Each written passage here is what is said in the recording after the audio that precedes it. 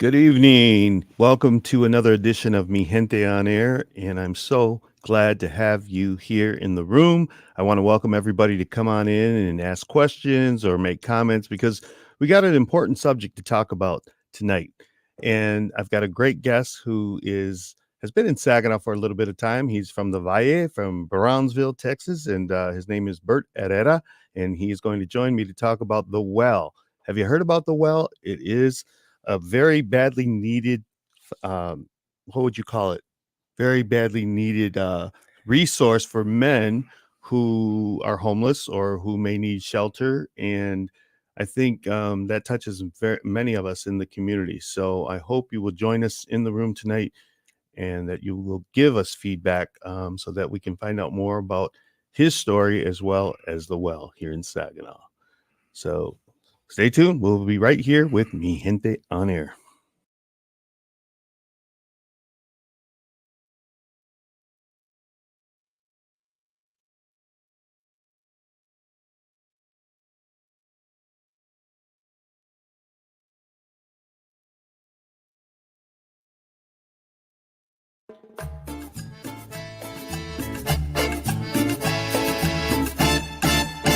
Welcome to Mi Gente on Air on 100.5 and 790 News Radio WSGW and online WSGW.com.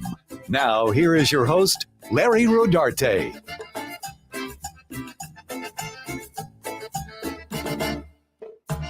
Good evening, and thanks for tuning in to another edition of Mi Gente on Air. Each week, we bring awareness to Latino concerns in the Great Lakes Bay region. We try to have fun while bringing pertinent information about artists, entrepreneurs, and leaders. We also touch on history quite a bit, and I love that part of the show. Well, did you know that in 1968, President Lyndon B. Johnson started Hispanic Heritage Week? He was the president whose background included teaching in Texas and was surrounded by many young Latinos. And remember, it was President Johnson who signed the 1964 Civil Rights Act in the East Room of the White House. Also, it was President Ronald Reagan who expanded Hispanic Heritage Week to Hispanic Heritage Month in 1988, celebrating the contributions of Latinos from September the 15th to October the 15th. And September 15th is the anniversary of the independence of several Latin American countries, including Chile, Honduras, El Salvador, Guatemala, and Mexico, of course, celebrates their Independence Day September 16th. Good information to know, right?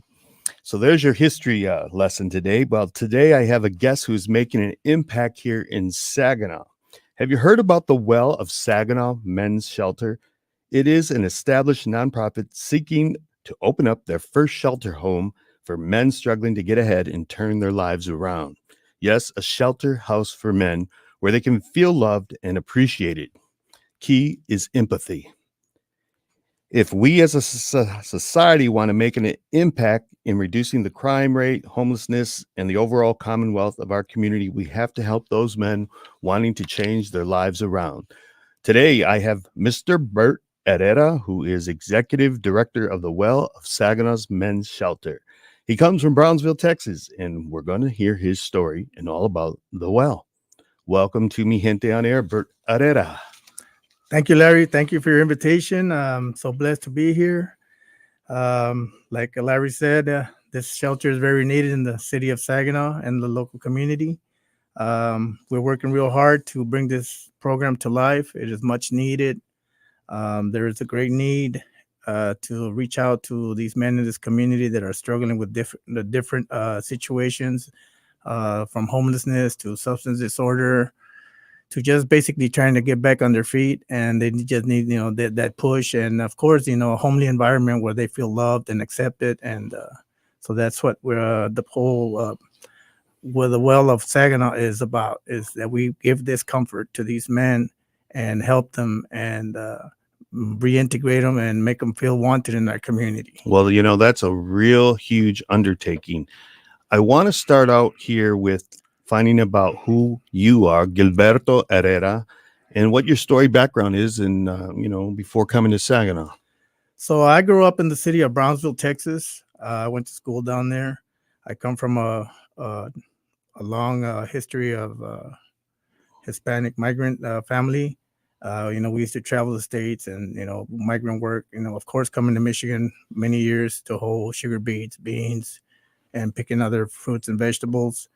But I also had my struggles in my early life. That I made bad choices, and I took a wrong turn.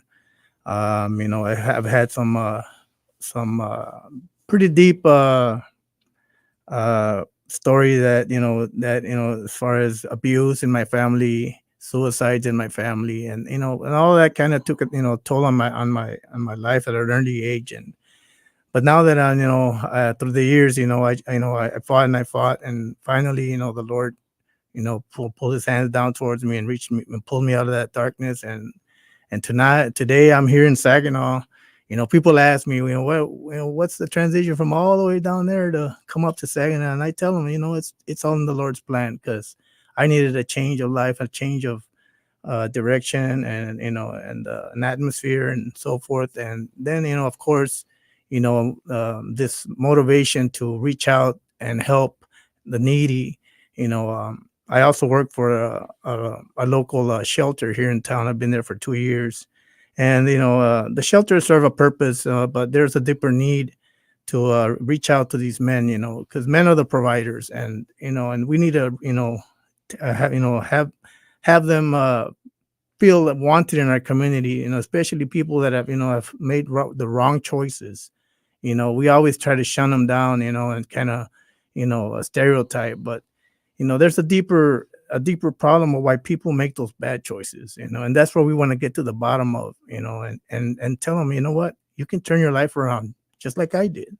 And I'm a living, miracle example that, they can turn their life around, as long as, they accept the guidance and the correction. Yeah. Well, I'm really curious as to how you did become the executive director of this project, the Well, and that's what you're calling it, the Well. And it's definitely something that we need in this community. I know that we're aware of the homelessness in our community. There are many cities that have the issues of those who may need to find shelter. And so I'm really curious, Bert, tell me a little bit about how you got so involved with this effort. So, like I said, I've also struggled with substance disorder in my past, and today I can say that I don't have the urgency to use or drink or any substances or any alcohol, It's thanks to the awesome. grace of God. And Yes. of course, to the local community, that reached out to me, and I reached out to them. And from there on, I just took it upon myself to give back to the community, just like it was given to me. And that's where my motivation comes from, is giving back.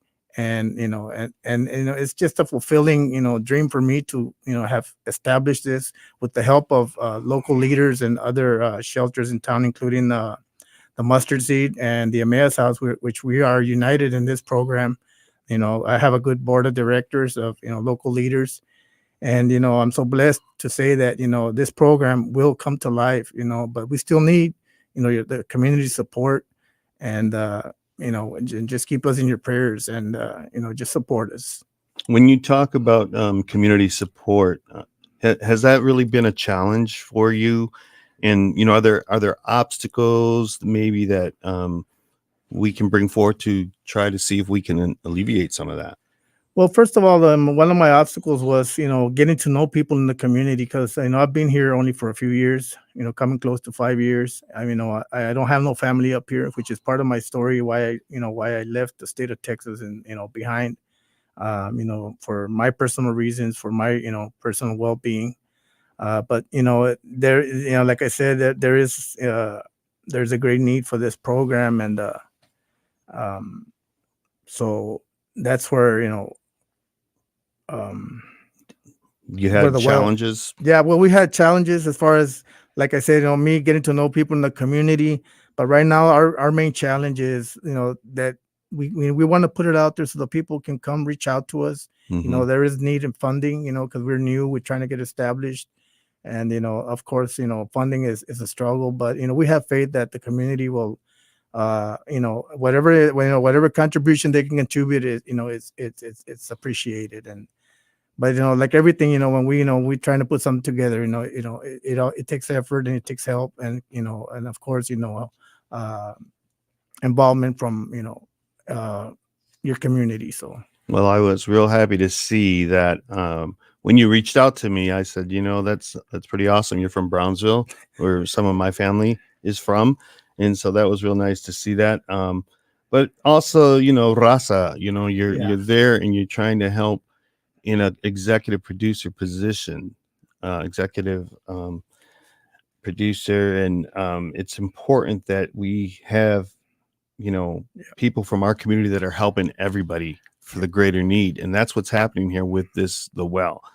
So tell me, what is your knowledge in regard to Saginaw and the homeless problem, and what currently is in existence? So right now there's close to almost 300 men in the city of Saginaw that are homeless. And when I say homeless, is that they don't have their own personal home to Hmm. be in. They might be spread out out in the community in different shelters or in the streets, or sleeping under bridges or so forth. But that that's just a number that was put out there. But there might be more. But the need is I mean, it's extreme, because not all these men get to be at a shelter. There is limited space. Like I said, the shelters serve a purpose, but we need to take this farther than that, because these men need direction. They need empathy. They need love.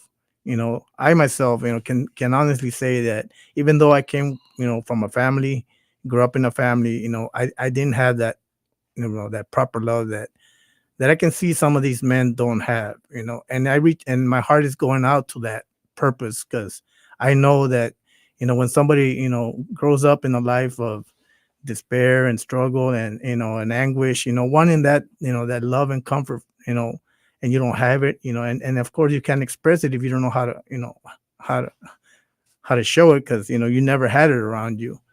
But in my heart, today, I consider myself, an advocate for these men, and I hope the community understands that, we all make wrong choices, but in the end there's a solution to stop making those wrong choices, and it comes from people reaching out and saying, what, you can get another opportunity, we're going to give you another opportunity, we're going to help you out, instead of saying, hey, you're not welcome here, you don't deserve this, you're not part of our community, we should be doing the opposite. Well, I gotta bring this up because I did mention to somebody, I asked them, I said, were they aware of the well here in Saginaw, and they weren't. And right away, the first question that they asked me was, the first thing I would say to them is get a job, and that's always kind of what you hear, or you may think sometimes when you see people who are holding up signs in our community that they're asking for assistance, for money, what have you, or even a job. And what would you say to people who may think in that mode? When we make a bad choice, when we choose to, let's say, pick up a drink, give our life over to a life of a drug abuse, there is something behind that a deeper struggle within the person that we try to walk around. The first thing we want to do is point the finger at the person and say, well, he's just an alcoholic, he's just a drug addict, he's just a criminal. But what about the real problem within the person, and that's what the world wants to bring, is to work within the man, Mhm. to deal with those issues that are within that they have never, or nobody's ever offered to reach out and help them with. As far as, you know my theory is, when somebody has been struggling for a long time, let's for example, as alcoholism, and the first thing, of course, is we want to get them off the alcohol. But then comes, you got to give them a period of clarity, so where you can get that clarity back, that so when we start throwing knowledge at the person, they can absorb that knowledge. But until then, the person needs that time to get that clarity, so they can absorb that knowledge. If we start throwing knowledge at them right off the bat, they're not ready for that. So that the well wants to give them that opportunity to establish themselves, to acclimate to to the house, of course. And then once we see a progress of clarity, that they're showing willingness, which is the most important thing that they need to show, is willingness and effort. And until then, the positivity starts working, because I can honestly say that's what I had to go through. And of course accepting correction, because um, that's a tough one for men, because we always have our pride up. And but there's a way to communicate that. Right. Even if it's a man to man, like I tell the man, I'm like, there's a way to communicate that, and it's showing empathy and love, of course. So Yeah, definitely. Well, I want to ask you, where did the name The Well come from? Because I know that it has to have some meaning behind it, correct? yes, it does. So at one point, I was just going through my Bible, and just tossing it around in my head, what would be a good name for this program. And right away, it's like the Lord tapped me on my shoulder and said, "Oh, what about the well? Remember when I met the Samaritan lady at the well, and she offered me, I asked her for a drink and so forth, and I told her, what, you give me a drink and I'll give you, everlasting water." And from there, it just clicked in my head. I'm like, they can come to the well, and we can give them that everlasting, new water to a new life. So that's where it basically kind of. And there's different scriptures towards to the well, but that's pretty much it. Reaching out to the Samaritan and offering that new life. So you're offering love, you're offering empathy. Mm-hmm. How do you offer that kind of love and compassion, say, in a shelter setting? So, like I said, we want to come down to the person's level. Of course, if you want to communicate to somebody correctly, you got to come down to their level. I don't know. There's a quote by Nelson Mandela one time, something around that says that if you want to get across to a man, you got to talk to him in their language, right? Right. And then from there, you get to feel the person, right? And if, and talk with them on their level, and kind of just be open to them, open, listen to them, listening to what their struggle is, and where that struggle began or where it came from, understanding their background, and why it came to be the way it is, and so forth. And like I said, and what I bring to this program is my experience, because experience is the key to this program. That I know what you're going through. I know what you've been through, because I've been there. Right. And I'm living, like I said, I'm a living example that you can turn it around, and I'm going to help you do that. And I'm going to show you how I did it. Whether you choose to follow how I did it, that's up to you. You're going to choose your path to your recovery, whether it's your faith, a 12-step program, your education, or so forth. We're gonna back it up all the way. So we're not just we're not just about 12-step program or directly a 12-step program or so forth. We're open to multi paths of recovery. So we're gonna give the men the opportunity to choose that path that they feel more comfortable with, whether, like I said, it's their 12-step program, their faith, education, or so forth. And have you seen, you mentioned that you've been here for about 5 years now. So it must have been a little difficult during the time of the pandemic, because it kind of like changed the world. But did you see a much greater need during that time for maybe some individuals who were seeking your type of help? So it was heartbreaking for me, honestly, because like I said, I was working at the shelter through the pandemic. And it was real tough, because we would shut down on and off, and we wouldn't allow people in. And that was heartbreaking, because you would have people at the doors, "Hey, I really need a bed, I really," and we couldn't allow them, because we were Quarantined, overwhelmed with COVID and so Yeah. forth. And I myself, contracted the virus about 3-4 times, but my my immune system, thanks to my God, it's tough. So I worked through it, and I mean, even at work, I had to take one for the team. With COVID, still had to work and help these men. But like I said, it was heartbreaking that I couldn't reach out to them. And if I would have had something like what I'm working on with right now, and hey, just go to a certain, I have this shelter you can go to, we can help you there. But I couldn't offer them nothing, and that even intensified my motivation to bring this program forth. So let's clarify, because when you're talking about you worked at the shelter, you're talking about the one in Genesee, the current shelter, which is called the City Shelter. So yeah, City Rescue Mission. City Rescue Mission. Yeah, there you go. But what you're working on is actually a new home for men, specifically for men, that is you're refurbishing right now. And I've seen the pictures, and I think we have some of those online, where you're refurbishing the actual whole inside of this facility, which, man, I got to give you props for that, because that's a lot of work. I'm doing some work myself at my home, and I know. So, so I wanted to make sure everybody understands that we've got the City Rescue Mission and the Emmaus House, as well as this new shelter that Bert is bringing forth with his board. So let me ask you real quick, have you, because you did mention, you hope the community comes forth and supports this endeavor. Has it been difficult?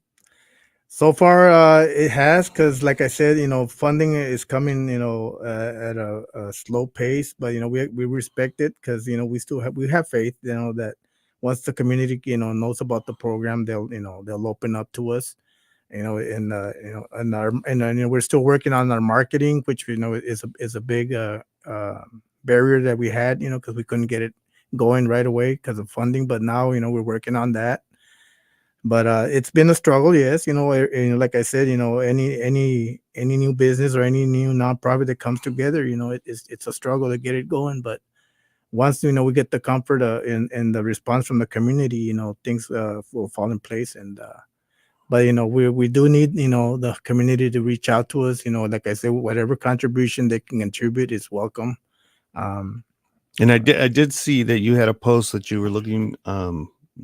Now that you've got the drywall up and you're kind of moving along with the home, you've got a post there looking for appliances for the home. So tell me a little bit about that. So the building that we are working on had a water damage, had a ruptured city main under the foundation, which was the reason the house was donated to me, and I took it upon myself to get take care of that problem, which was got taken care of. And like I said, I'm up to now. I'm leading that remodeling job effort that's going in there. I'm putting most of my time off at the shelter. But yeah, so we're still in need of a washer, a dryer, and of course a refrigerator. But we're hoping, like I said, that the community knows that those needs are for a good purpose. Like I said, and also we still struggle with the funding, of course. But we trust the community to reach out to us, and we keep us in your prayers. And I think I'm confident. I think you're on the right road, and I'm really glad you reached out to me, and because I wasn't aware of the well by any means, and I have, and I don't care who you are, you may know somebody, you may have a relative that struggles with substance abuse, or may need shelter because they may be considered the black sheep of the family or what have you. And so this program is really something that I paid attention to when you reached out to me, because I thought, man, we really need this in our community. And let's make a note that our focus is on the ex-offender coming out of the jails institutions. Mm-hmm. That's one of our main focuses, because they deserve an opportunity, and I've seen success stories where men turn it around coming out of a jail or a prison, and but that's one of our objectives, is to help these men coming out of these institutions as well. Yeah, because as we know, unfortunately, there are some that return back within the year, sometimes 3 years. And I think that a program like this is going to be really beneficial for our community. Yeah, recidivism is real high in the city of Saginaw, and that's one of the main reasons is because these men hit barriers, they hit walls because there's no support for them, and all they know is their old ways, their old life, and they go right back at it because the community does not have the programs to help these men like we're trying to now. Yeah. Well, we're going to go into commercial break right now, and we're going to come back and talk more with Bert Herrera from the Well, Saginaw's men's shelter, and we're going to talk about the home that he is refurbishing and making into the Well, if you will. We'll be right back on Mi Gente on Air. You're listening to Mi Gente on Air on WSGW.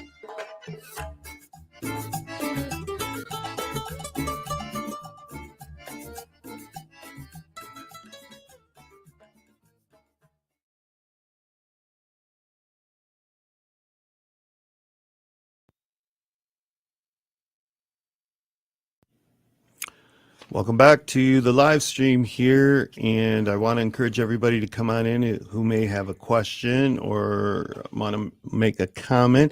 I do have Dolores Vasquez Cameron. She's saying if we want to donate clothes, socks, coats, hats, where is the drop-off point? They can reach me at my phone number so I can arrange that. My phone number is 989-270-7126. The Well Shelter is 2709 Julia Street, Saginaw, Michigan, 48601. But you're welcome to give me a phone call, and I'll be glad to go retrieve donations or meet at any location as needed. Thank you. Yeah, and we're gonna put that. We got to put that information up at the end of the show as well, because I have also got somebody who wants to donate clothing from somebody who recently passed, and so I think that would be. So we're gonna go back into the show with Bert because this is good information for everybody to know. So I hope that the community would get behind him and support this effort. Because like I said, we are all touched by the needy in our community. We all are. And we may have been there at one time in our lives, or we may have to have empathy, as they have said here, because we have to help those in need. So we'll be right back here going into Mi Gente on Air. Stay tuned.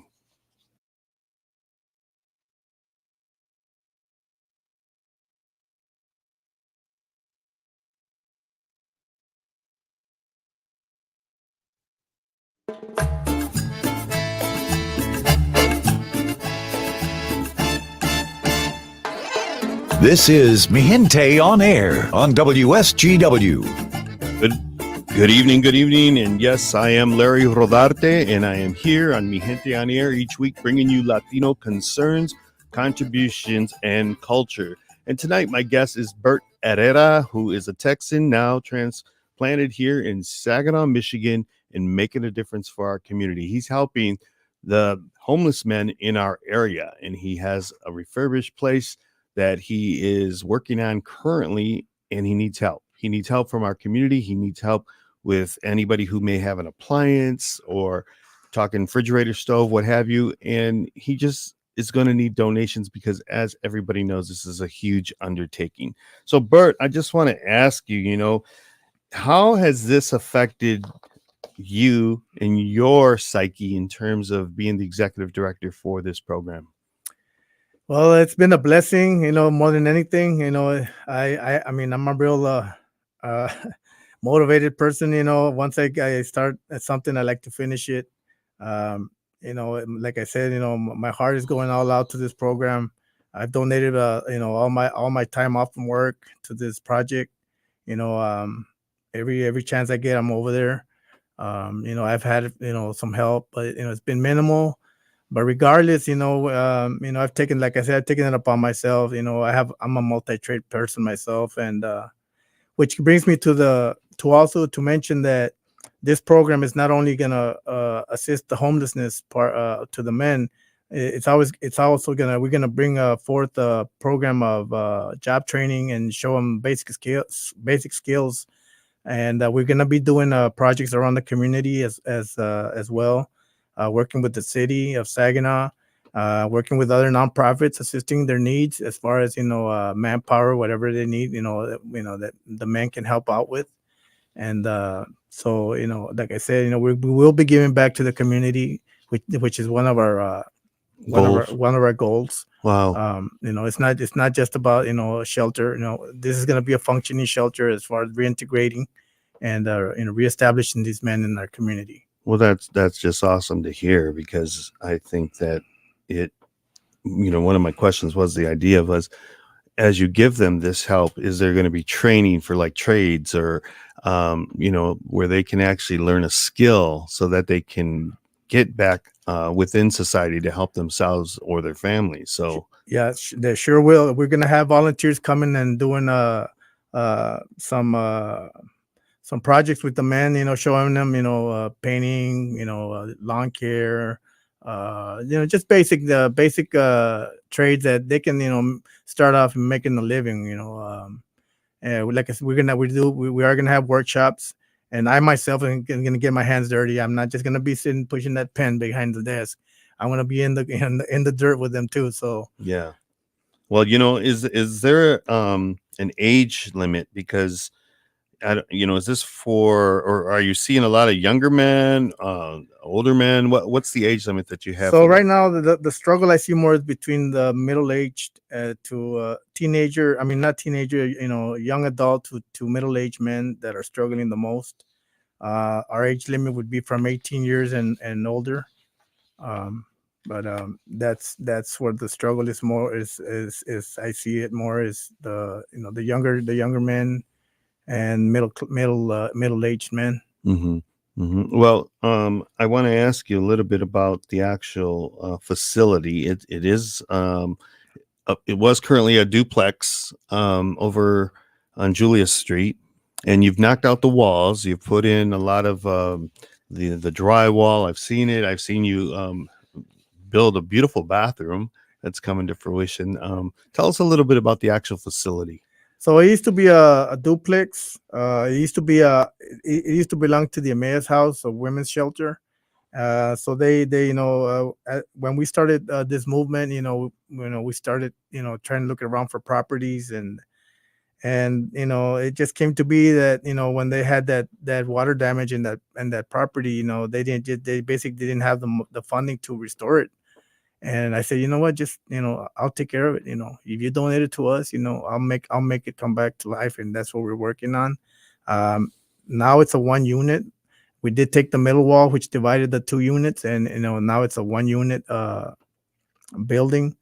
And we're still working on it. We're making a lot of progress, but we still right now we're in getting ready to paint, but we still need funding for our floorings and trim and so forth. So So you said it's a one unit. I know that those duplexes had upstairs, so they have two stairwells going upstairs. And how many rooms does it have? So it has 3 bedrooms on each side. I'm sorry, no, 4 bedrooms on each side. It does have an upstairs on both sides, 2 bathrooms upstairs, 1 on each side, and we are building a bathroom downstairs for the guests and for staff. We're gonna have 2 day rooms. 1 day room will be for educational purposes, and 1 will be for the sports and recreation. And of course, we when we took the wall down, we expanded into a 1 kitchen, because we used to have 2 little baby kitchens. Mm-hmm. But now we have a nice spacious kitchen. So is there a basement? There is no basement. It's a 1 slab foundation. So yeah. When you talked about your connection with some of the other nonprofits in the area, like Emmaus House, have they provided resources for you and helped you along the way? And was it specifically earmarked for, say, the men's shelter, that that there was a need? They knew there was a need. Yes. They've been contributing on and off. Like I said, the Emmaus House donated the property. Mm-hmm. The mustard seeds have been helping me with dumpsters and other small needs that have been needed at the house. But they've been constantly contributing to this need, and like I said, the Ms. Amy Bartos Rowe is on my board. She is the director of the Mustard Seed, Mm-hmm. as well as Donna Hughes, the director of the Emmaus House. She's also on our board. So, like I said, we have a strong team, and we just like, we know that this program is gonna come back. It's gonna come to life, and it's gonna prosper. So, Do you have individuals that you're serving already now that are involved with the actual refurbishing of the building?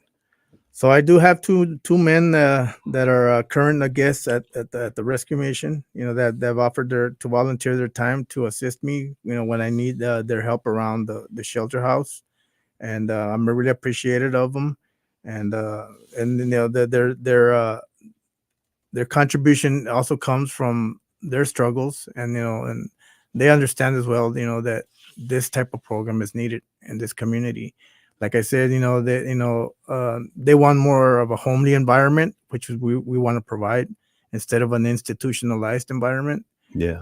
And but that Well, to me, every situation is different and everybody has their story. And, it can be difficult to, try to think that everybody's kind of in the same boat and will react the same way. But really, it's a challenge to just juggle the personalities or, the situation at hand. How has that been for you? So in the beginning, it was a challenge, of course, because I didn't know what I was getting into. But then, as the days, each day was different, and each day brought different situation and experience. But I'm so blessed to have that gift today, that I can actually understand people today. It doesn't matter what part of life they come from or what struggles they've had. I can actually, you know, Relate. relate to these Mhm. people. And so, anytime they come to me, I already have an answer for them, because like I said, I've lived this experience in my past, and I know, what they're going through, and I know what works, and because, like I said, I'm living proof, because I've worked so hard these past few years to get to where I'm at. And, and of course I needed help. And, even though it was limited, I still needed help. But, I mean, there is a greater need now in these times, Yes. and it just takes, the community to come together as one, and say, what, hey, let's put our foot down. And, if we want our crime rate to come down, if we want this recidivism to, slow down, if we want to clean up our community, we have to have the collaboration of our community and our leaders, of course. So. Yes, yes, and substance abuse or alcoholism, the- with everything that we went through in these last couple of years, Mhm. that has to have increased. The mental issues that we've got to get away from the stereotypes that people put on people with mental health issues, and so it all kind of works together. And we need more people like you in this program to assist those that really need the help in our community. And you talk about empathy. I mean, that's a huge factor in all of this. And of course love. And so it's really, I really give you credit for what you have done and what you're doing, is along with the organization that you're involved with. How important is it for guests to have people who have been in their situation helping them? So it's very important. Like I said, experience is huge.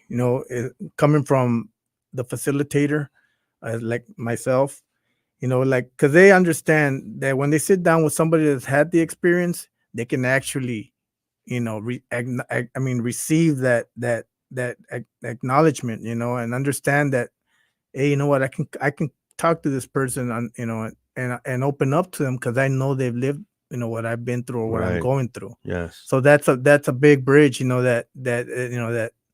that is needed, between the person with the experience helping out the person that's struggling in the experience. Yes. Yes. Was there anyone that helped you that you can give credit to or want to bring to mind? So yes, there's a multitude of people, and as you can see, I have all these people today supporting me, But it took most of all, it took myself, to work with myself first, and reach, because if I wasn't good to myself, and I wasn't pretty much good to nobody, so I worked real hard within myself first to be ready for to be reintroduced to a different life, and today I embrace it, and there were so many people in my life, that reached out to me that I have a long list, but all I can say is that there is people that are out there that are willing to help, and open their heart, to people like myself in my struggles in my old day. And today I feel that that motivation to give back and help, help these men, and of course to help the community, hey, try to motivate the community to understand that this is a need in this city, and all across America, but Yeah. we have to start with our own community, and it's challenging, but if I can save one life, if I can make a difference in one life, I've done my job. Yes. And if I can make it, if I can save two, three, four, then you know Right. let's do it. And you never know who the impact of the person that you do help that Exactly. they will have in the community. So what kind of like capacity are you looking at having there at that home? So we're going to start off with 10 men, which the house allows right now. Um, 10 men, and like I said, we're right now we're focusing on this one property to open up, and if we get blessed further down the road, we plan to expand to Wow. a bigger facility or other houses. And my dream is to bring the well to other cities in the state of Michigan, and bring this movement forward. So. Well, that's a huge undertaking, but I think with your faith, I think that is so important, and you've alluded to that very early in the program. You talked about, God has blessed you, and obviously, coming from the background that you did and being able to overcome that in your life, it sounds like you're the right person to do this. And I think that, your faith is going to play a big part of that. Is there any denomination or church that is helping you? So I don't pertain to a certain denomination. I'm pretty much just a follower of Christ, Mm-hmm. but I do have support from local churches, for example, Hopeville Church, Okay. and other churches around the community. I'm open to all these denominations, and because that's the way I am, and I think it's for me it's beneficial, just to be open, to all these different uh religions, or denominations, because it's all for the purpose of God's purpose. So. Yeah. Yeah. Well, we like I said, we all kind of know somebody who needs help at any given time in their life, or we have experienced somebody within our own families, our friends, and sometimes we don't know where to guide them to where, if they ask you, where can you find help or whatever. I know that even those of us at the Civica, because we are the longest Hispanic organization in the community, we sometimes get those questions asked to us, and really we would just basically say the city rescue mission. But this is going above and beyond that, because you're looking at having a rehabilitation program. And tell me a little bit how that kind of rehabilitation happens and how much of it is on your guests. So the approach is to the person down, of course, have a conversation of what their past life has been, what their struggle, and where it originated, and then go back and forth, as far as sharing my experience with the person, and having starting a relationship with the person, establishing a relationship to where we have that communication, and that trust, that we can share, like a brother to a brother. What, hey, I know where you're coming from, and you know what, I'm here to assist that, and we're here to to assist your needs, and there's no limit to being at the well. It's going to be up to the guest, uh progress, their motivation, and their willingness. The willingness is the huge part. I want to see that willingness. And if they don't have it, we're gonna make help them find that willingness. Yeah, yeah. I think about so many of the religious groups and the entities in the community that and I just want to say out, like even the Damas de Guadalupe at St. Joseph Church, um, you know, pray for these individuals. We have to pray for this sector in our community, and pray for uh, this initiative by Bert here, who is really coming from a background where he knows and understands what some of these men are going through. And it's got to be tough. We know it's got to be tough, but if we kind of come together as a community and help, I think that we are helping ourselves, because it makes our community better, and the diversity that we have. And you always hear the adage, it takes a village, and I think this is one example where we can get behind this program and make sure that it's successful, because I think it's going to be. I think that when you have your faith and you have that compassion and empathy and love, I really believe that those are the keys to success. So is there anything, Bert, that you would like my listeners out there, the greater community of Saginaw, the Great Lakes Bay region, is there anything that you'd like them to know? So, of course, I need your community support. It doesn't matter how it comes, what size. We need full support of our community. And I want you all to understand that, like I said, this program is going to be given back to the community. That is one of our objectives, is to show the community that these men can function in our community properly if given the opportunity and the resources. But it takes work from both sides, from us as leaders and our community, and of course as them as the guests coming into our program. This is a different approach to this need, because like I said, they're I mean, a shelter will serve its purpose, as basic needs for somebody to have shelter over their head. Yeah. But we're trying to tackle, the problem that brings them to being homeless.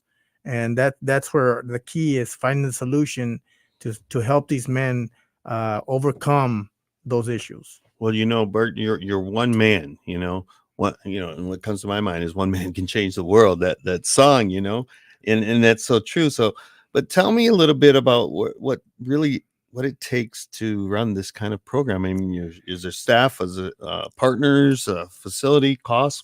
Tell us a So little bit so of about it. course, cost. There's cost behind it. Volunteers. We're gonna need support from the community as far as volunteers. We're gonna welcome volunteers, whether it's from our church or individuals, that want to participate with the well. We're gonna be open to all that. And contributions from our local employers and so forth. I will be advocating, for our guests, as far as out in the community, talking to employers, about offering opportunities and so forth. But like I said, it's an overall contribution, that we all come together as one, and not look at the person's choices or past, but look at the future that they can acquire, through our contribution as, helping out these men. Let me ask you something in regard to where you're at today, because you're in Saginaw. You're in Saginaw, Michigan, and this is a community vastly different from Brownsville and Tejas, where Mhm. you're from. How has that been for you? Your outlook, if you will, of Saginaw? So it's in the beginning, it was tough for me because I pretty much left everything behind. I left my family, my children back, back in Texas, and I chose to make a life for myself up here in Michigan. But it was all for the purpose of my well being, and in God's, it was God's plan. And if I wasn't here then, I wouldn't be working on this program, and things wouldn't be materializing like they are. But it was tough, but in the end, my family embraced it, and they're also happy for me, because they knew that this change in my life was very needed for myself, and And today I look back at those dark times, and I look myself in the mirror. I'm like, really? That you? And I'm so blessed. It just gives me goosebumps when I look back and I think about all the struggles I put myself through, and how I'm so blessed, by God's grace to have pulled me out of those dark times. And So, it hasn't been much. You started earlier this year, really with this project. Was it before in no, this 2021? project started last year in August when we sat down, Oh, okay. and we started tossing up ideas. And that's where my position came about, because the people that were with me, that we were bringing this together, they just looked at me like, well, you're original, everything's coming out of you, like flowing out of you originally, like, and from there on, I just took it upon myself, like, you know what, I'll take the bull by the horns, I'll take care, I'll drive this semi, and since then, I've been going full force on it, and that's where the executive position came about, and they trusted me now that that to lead them and lead this program. Well, there you have it. That's Bert Herrera's story and the well. And I'm so glad that you've been here on this program, Mi Gente on Air. And we want to, continue to support you by, making more of an awareness about the well as yourself. Tell me one last question. Tell me how, if anybody really wants to help, give me the numbers, give me the address, give me the call for the community. Okay, so you can contact me, like I said, at my phone number, my cell phone, 989-270-7126. That is 989-270-7126. I also have my email. You're welcome to reach me at Hilbert Herrera, HILBERT HERRERA 70 @gmail.com. And I'm welcome to answer at any time around the clock, or answer any emails that are welcome. Thank you. And the address. Oh, I'm sorry. 2709 Julia Street, Saginaw, Michigan, 48601. And anybody's welcome to come take a look at the well. Well, thank you, everybody, for joining us here tonight on Mi Gente on Air. We've had a great guest with Bert Herrera. He is heading up a program that is badly needed in our community, and we know this. So thank you again for joining me, and we'll see you next week here on Mi Gente on Air. Hasta luego, everybody.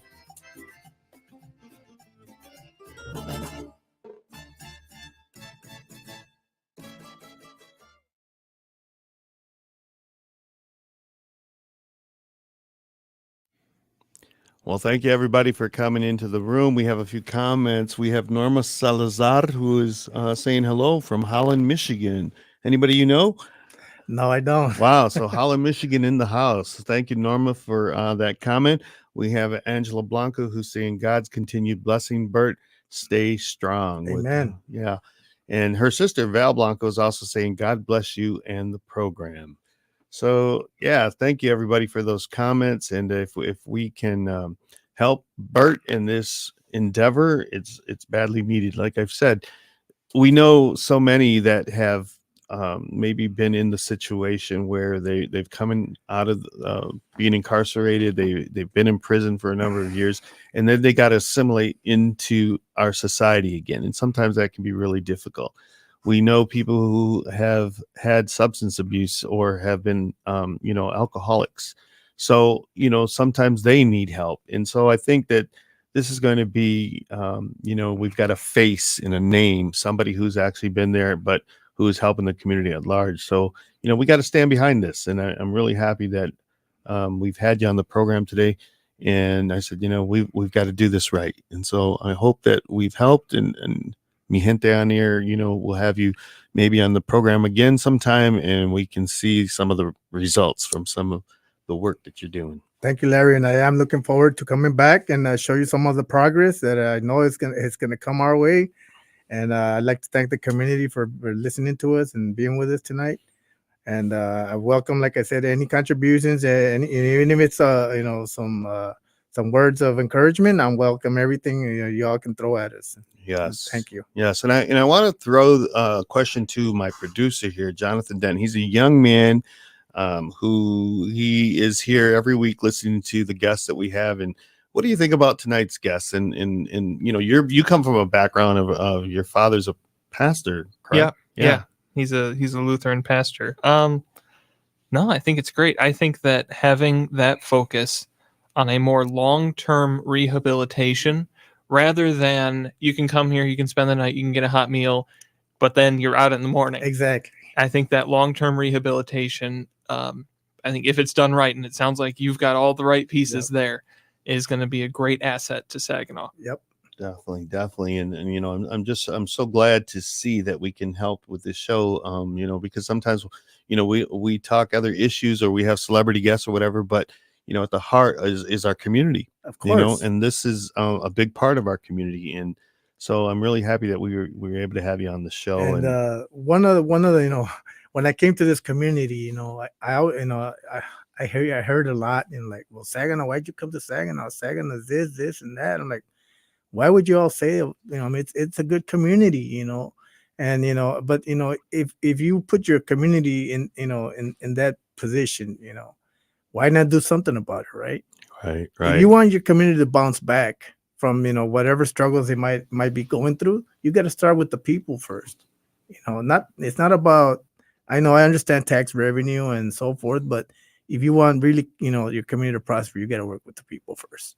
Isn't it? Jesus said that it's not the healthy that need a physician. Amen. That's exactly what I see here. Yep. And I'm a big proponent of Saginaw, and week after week, this last weekend we had some really nice entertainment for the area. We had the Ballet Folklorico de Detroit. They were performing at the temple, and then we had the mariachi group, the female mariachis, Flor de Toloache. And they were Latin Grammy winners that hail from New York City, and they were phenomenal. And so many times people will say sometimes there's nothing to do in Saginaw, or Saginaw can't wait to get out of there or whatever. But we have a beautiful community with all kinds of activity, and it's vibrant. And so if you continually bring it down, well, then that's where you're going to be, with your community. But if you continue to look or seek the positive and the good things, then I think you're going to be a lot better off. So I think that's just my push today. But thank you again, Bert Herrera, for being with us. Thank you, everybody who's in the live stream, and continue to support this program because it's needed. It's needed. And we have that voice at the table. So we're going to do the best to make sure that Latino concerns, contributions, and the culture are promoted heavily. And then on issues like this, where the greater community also is, promoted as well. So thank you, everybody. And again, good night. Hasta luego. We'll see you next week.